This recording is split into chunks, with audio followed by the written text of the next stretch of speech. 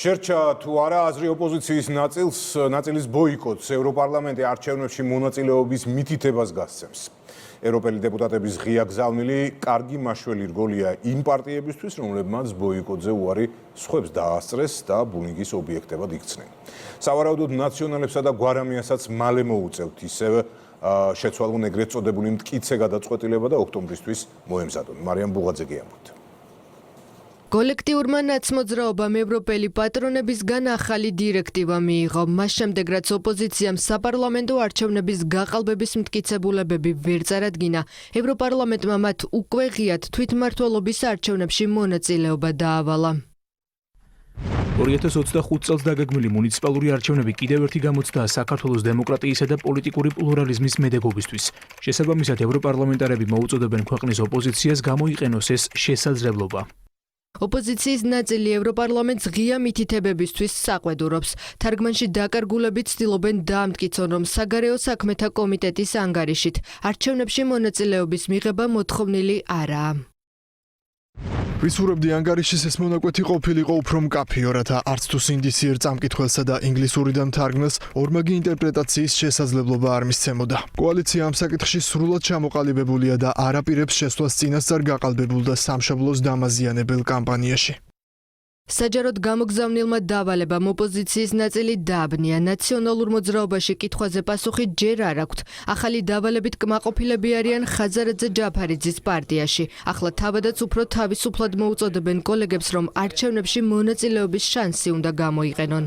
ეს არის ერთით მეტი გასათვალისწინებელი გარემოება. ჩვენ მოუწოდებთ ყველა კოლეგას ერთიანად, ერთიან ძალისხმევით, ერთიან ფორმატში დავსხდეთ და ვიმსჯელოთ. ხომ არ იქნება კარგი, რომ შევქმნათ ერთით მეტი ახალი ბრძოლის ველი.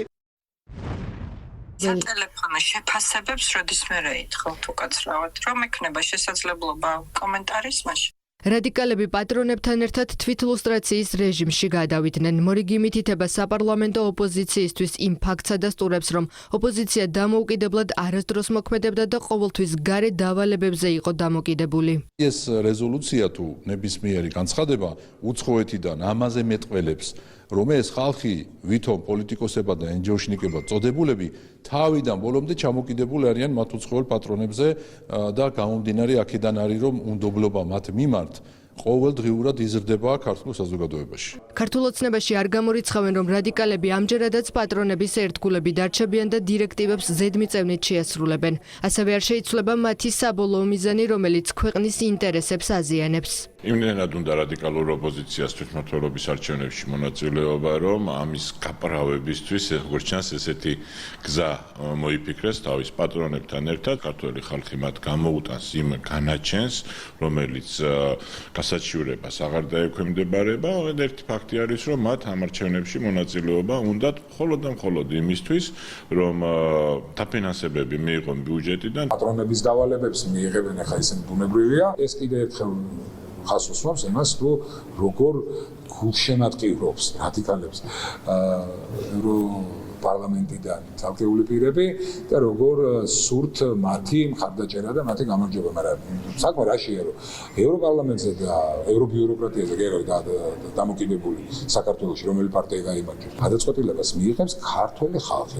პოლიტიკურმა პროცესებმა არაერთხელ დაადასტურა, რომ რადიკალები ევროპიდან წამოსული მითითებების იმედად არიან და ყოველთვის ვიწრო პარტიული ინტერესებით მოქმედებენ.